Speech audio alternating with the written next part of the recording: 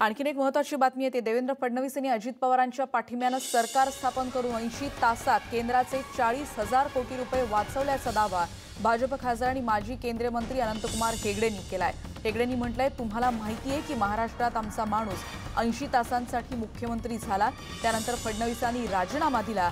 आमच्याकडे बहुमत नाही हे आम्हाला माहिती नव्हतं का? तरी ते मुख्यमंत्री का झाले? हे सर्व नाटक त्यांनी का केलं असे प्रश्न विचारले जात आहेत। दरम्यान महाराष्ट्राच्या जनतेसोबत गद्दारी केल्याची टीका खासदार संजय राऊत यांनी केल्याचं कळतंय। प्रशांत लीला रामदास आमचे प्रतिनिधी आता आपल्या सोबत आहेत। प्रशांत, असं असेल तर निश्चितच गंभीर बाब आहे। नेमका हेगडेंनी काय म्हटलं आणि कशा शब्दात राऊतांनी त्याच्यावर टीका केली आहे? ज्या पद्धतीने अनंतकुमार हेगडेंनी स्पष्टपणे वक्तव्य दिलं आहे आणि ज्या पद्धतीने प्रथमतः ट्विट देखील केलं होतं की 80 तासासाठी साधारणतः मुख्यमंत्री म्हणून देवेंद्र फडणवीस यांनी उपमुख्यमंत्री अजित पवार यांनी शपथ घेतली होती। या 80 तासांमध्ये जवळपास 40,000 कोटी हे केंद्राचे वाचवले, अशा प्रकारचा दावा अनंतकुमार हेगडेंनी केला आहे। अनंतकुमार हेगडे वादग्रस्त वक्तव्य देण्यामध्ये सर्वात प्रथम असतात, आपल्याला माहीत असेल। पण या सगळ्या पार्श्वभूमीवरती कर्नाटकच्या खासदारांनी जर महाराष्ट्राच्या राजकारणावरती स्पष्टपणे असा दावा होत असेल तर या दाव्याच्या संदर्भात ज्या पद्धतीने टीका केली संजय राऊत यांनी त्यांनी स्पष्ट केलं की जर तुमच्या या सर्व भारतीय जनता पक्षाकडे बहुमत नसताना अशा प्रकारचं सत्ता स्थापन करण्यामागे हेतू काय होता, याचा अर्थ कुठेतरी सामान्य जनतेला फसवणूक केलेली आहे।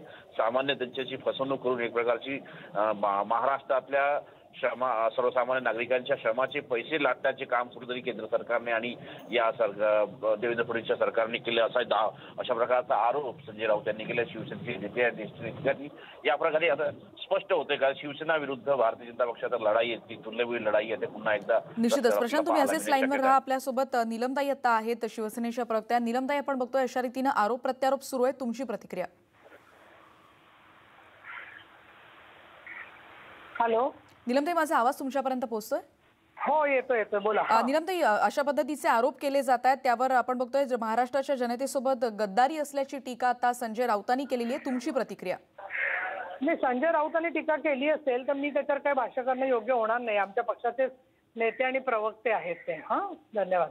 धन्यवाद। आपण बघतोय की नीलमताई म्हणतात खासदार संजय राऊतांनी टीका केली आहे, ते आमचे नेते आहेत, त्यामुळे त्यांची प्रतिक्रिया पुरेशी आहे। पण आताची सगळ्यात महत्त्वाची बातमी आपण बघतोय, देवेंद्र फडणवीसांनी अजित पवारांच्या पाठिंब्याने जे सरकार स्थापन केलं त्याच्यात 80 तासात केंद्राचे 40,000 कोटी रुपये वाचवले असा दावा भाजप खासदार आणि माजी केंद्रीय मंत्री अनंतकुमार हेगडे यांनी केल्याचं कळतंय।